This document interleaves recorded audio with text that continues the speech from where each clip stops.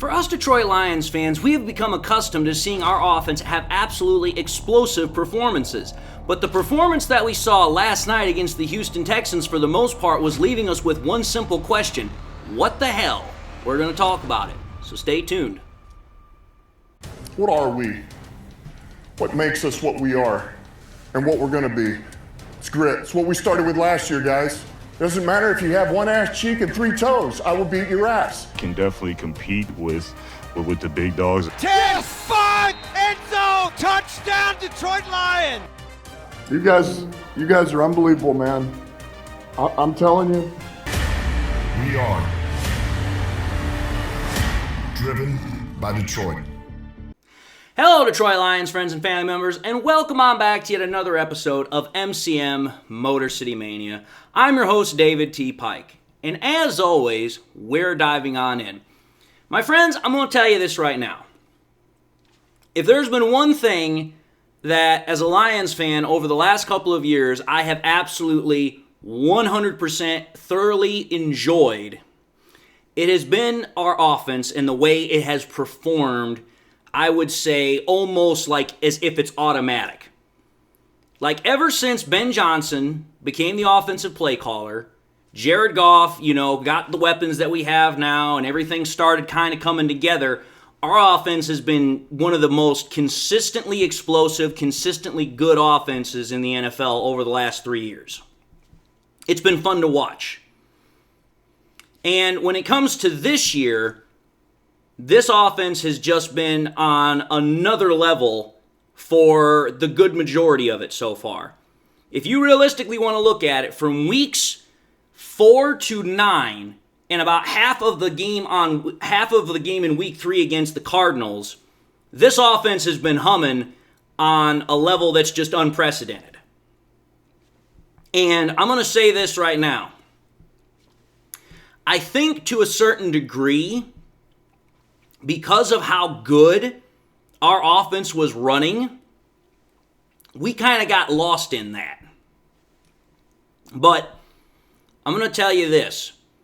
That performance that I saw last night against the Houston Texans was probably by far the worst offensive performance I have ever seen out of the Detroit Lions, probably in a long time. At least ever since Ben Johnson and Jared Goff have gotten together as far as offensive coordinator and quarterback. I don't know what it was. I don't know how the hell it happened. But last night, for the first, 30, maybe 40 minutes of that game, this offense just could not get anything couldn't get anything going.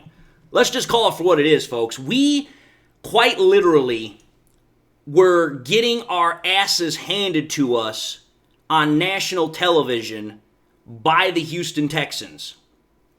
The whole first half of that game, there was only one drive where we actually looked good. And that was a drive that I thought, okay, now we're starting to get something. Now we're starting to move in the right direction. And it was just like, after that, it was just, oh my Lord. It just seemed like everything was just falling apart. Like everything about our offense, it seemed like was just not working. Because if you go back and you watch that game and you were to just look at the first 30 to 40 minutes of the game, which I would be willing to bet most Lions fans did, I myself, had to take a slight break from the game. I'll admit to that. I had to step away for like 5 minutes because I was on the verge of throwing my phone, breaking something, because I was just like, dude, I can't understand what's going on here, and I'm absolutely livid. But I stuck with it, continued to watch the game after I ended the stream, as I said, because, I was not only in a good place mentally as far as the game was concerned, but I was also physically not in a good place either because I was dealing with pain. But anyway, if you were to just watch the first 30, 40 minutes of that game, it looked like our offense didn't have a damn clue what was going on. Our offense was just absolutely non-existent. We couldn't get our rushing lanes open. Freaking Gibbs and Monty, for like the majority of that game, they could not find open rushing lanes. It was a very odd anomaly to see. Our offensive line has been probably one of the best, if not the best offensive line over the last 3 years combined if you were to stack all the evidence up. We've been absolutely ridiculously good in our ability to open up rushing lanes, protect quarterback Jared Goff. We've been good in all of those categories. But last night, it was just an absolute shambles. I mean, I'm just going to say this right now, and I'm not trying to just, focus on one individual group, but we have to be serious with ourselves. Our offensive line last night was the reason why for the 40 minutes of the first 30 or 40 minutes of the game, we fell behind as bad as we did. Go back and watch the tape. I implore you. But if you just sat there and you watched the game last night, our offensive line was literally getting its ass handed to it on a silver damn platter. We couldn't open up rushing lanes. Goff was getting no protection. And I mean, the worst part about it is I was under the impression that Dan Skipper coming in and replacing for Taylor Decker was going to be the weak link. But surprisingly, Dan Skipper, I really didn't see much of a problem with him last night. I'm not saying he was great, but for crying out loud, I remember some of those plays, and it's like Sewell was accounting for two separate types of interceptions because, like I said, the first interception that got tipped, he did not engage the guy that was in front of him to make sure he couldn't jump up and try to get a hand on the ball. The second time it happened, one of the very few rare times that we've seen this, but now it's been for 2 straight weeks in a row because it happened last week when we played against the Titans, if I recall correctly, and then now we're at this point where this week against the Texans, you take a look at that play, but the edge rusher, he comes off, and Penei Sewell, he's backpedaling, and he does not have a chance. Like, that is such an oddity for Sewell. Like, Sewell is a damn fine tackle. He's one of the best, if not the best right tackle in the NFL, and one of the best tackles, period, left or right. But last night, for 2 plays, Penei Sewell was accountable for 2 separate interceptions that wound up costing us. And thankfully, our defense stepped up and made it to where, it's going to cost us something, but it's not going to cost us a hell of a lot. Because if we realistically want to step back here for a minute, of the 5 interceptions that Goff threw last night, of which, according to what I can see, 3 of them were definitely not his fault. One of them was a freaking Hail Mary, so it's like that doesn't really matter. That's part of the territory. It's like, listen, you're putting it up on a wing and a prayer, and you're just hoping your guy catches it. So it's like you already take the risk of, it's probably going to get intercepted. Maybe, maybe not. So if I look at it, of those 5 interceptions, 4 of them, you can realistically step back and say, it's either circumstantial, it was just a flunky play, or something happened. But Goff was not the reason why that interception happened.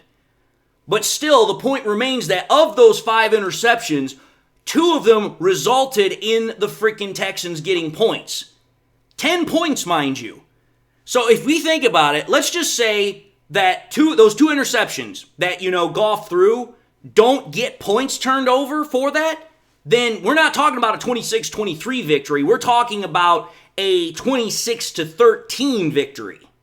Or maybe a 26-10 victory. I mean, that's what I'm trying to get at here, is that the mistakes that happened on our offense last night were so uncharacteristic that it's like, what the hell happened? Like, don't get me wrong. I knew that the Texans defense was damn good. I knew they were going to come in and they're going to be at home. They're going to come out and they're going to give us some looks we hadn't seen. I already knew that going in. And I showed during the freaking, video earlier in the day of the game, I was like, listen, this Texans defense is no slouch. They are number 1 in the NFL when it comes to pass completion percentage. They're either top 3 or top 2 when it freaking came to passing yards given up. Top 10 in passer rating.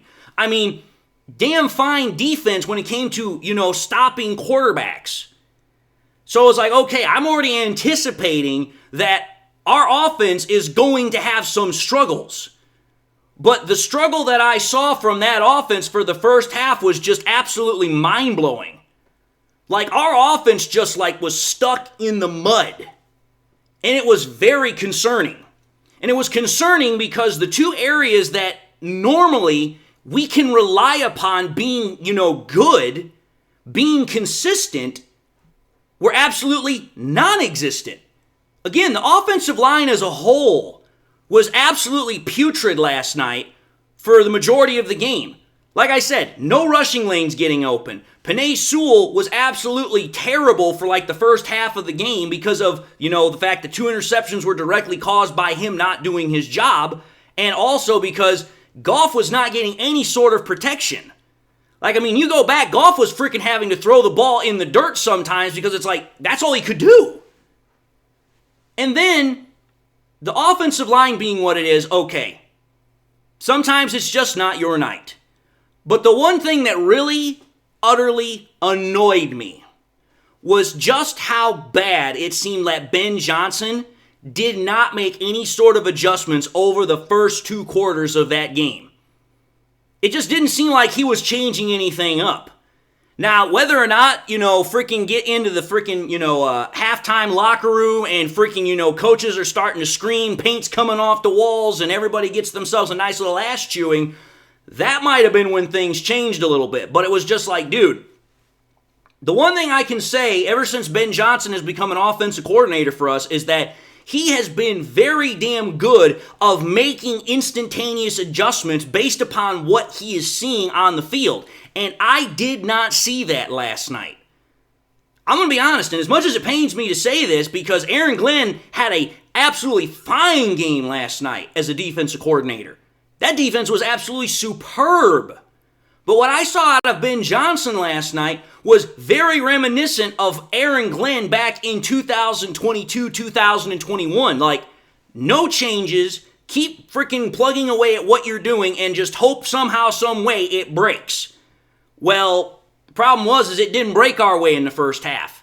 And I'll be honest, the fact that our defense was able to play the way it did last night was the main reason why we won. The offense was not the reason we won that game last night. Au contraire, the defense was the reason that we won. Think about it. Going into the halftime period, we were down 7-23. That means that we were down a good, solid point margin. Now we go into the second half. First play of the half. Freaking Carlton Davis makes, I'm going to say this, probably the most beautiful interception of the year thus far. That catch, he literally snagged that bad boy right out of the air, and that right there, that singular play was what changed the momentum. It literally swung the pendulum back the other way. And the defense, the entire second half, pretty much held its ground and made sure that, you know what? The Texans are not getting any more points. Because if I recall correctly, the entire second half of that game, the Texans didn't score. So we went from being down 7-23 going into the half, winning the game 26-23. That was more because our defense stepped up and made a hell of a lot of good plays and stops. That was because our defense made turnovers happen in the most ridiculously awesome fashions possible. Our defense was the reason we won last night, not our offense. And I'm happy as hell to say that. But the fact that our offense performed as poorly as it did for the first, like I said, 30, 40 minutes, that's a problem.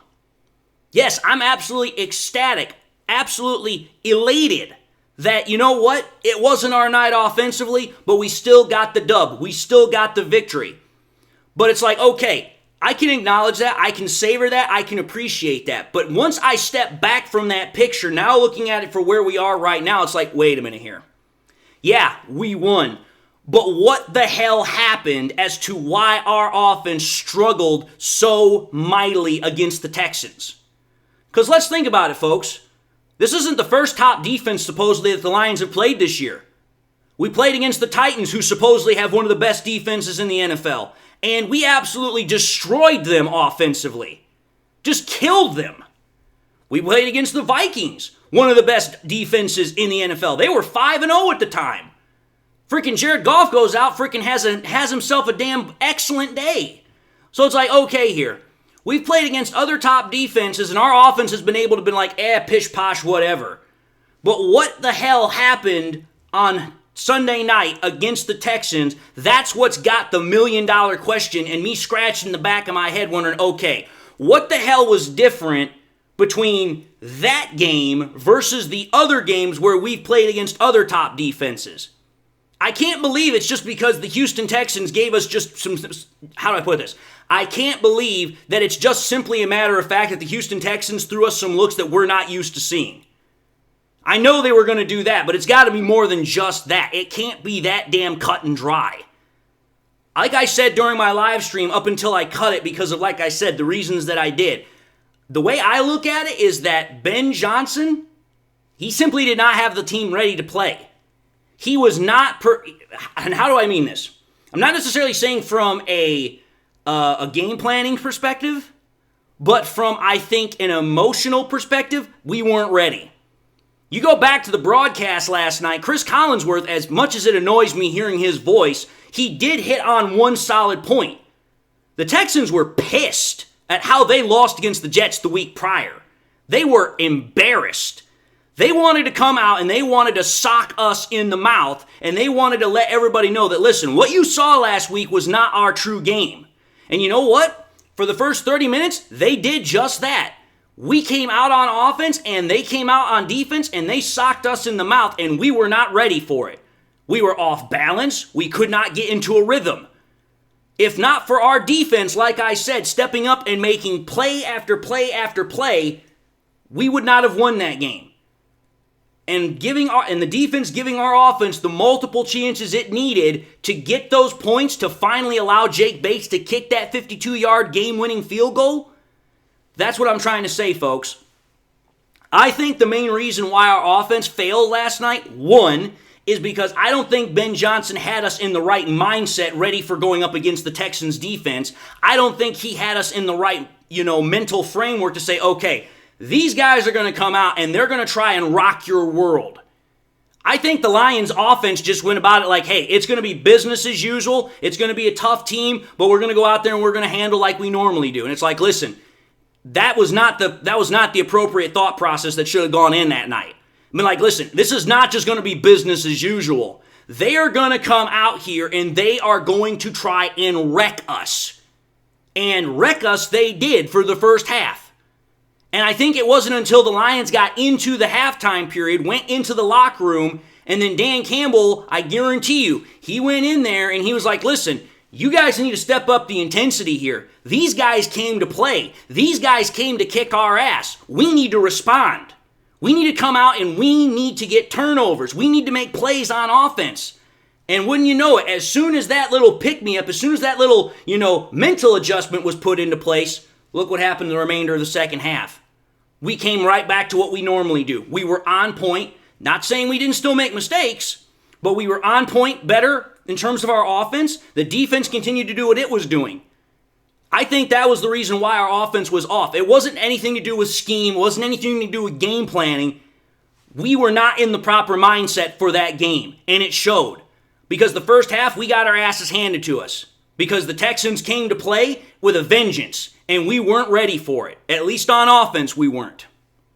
But anyway, folks, I'm going to end this episode. I've said my piece on the offense, so I'm going to probably make one or two more episodes today, and if I'm able to, I might do a post-game live stream. I'm going to see if I can figure that out, but I'm just letting you guys know what I'm trying to do today. But having said that, I'm going to end this episode and say thank you all for watching in another episode of MCM Motor City Mania. If you like what you saw, by all means, highly encourage y'all to watch the next episode. Also encourage y'all to do one of these three things: like, comment, and subscribe to the channel. If by chance you subscribed in the past and you forgot to do so at the time, I want to highly encourage y'all, please, make sure you hit that bell notification icon so that way you guys never miss any more content that I push out. I also want to highly encourage y'all, please, make sure you share the content with your Lions friends and family members. Share it here on YouTube, share it on Twitter, share it on Facebook, share it anywhere and everywhere that you possibly can, because the more we can do that, the greater the channel can grow, the greater the channel can spread. And with that being said, my friends, I hope y'all enjoyed the content. Whether you've been a long-time viewer of mine or this is your first time viewing me, I hope y'all got something out of the content. I also hope y'all enjoyed it. And with that, I also hope that you know what, you guys got something in your life that makes you happy, makes you smile. God bless, my friends, and until the next time we meet, I'll see you all in the next episode.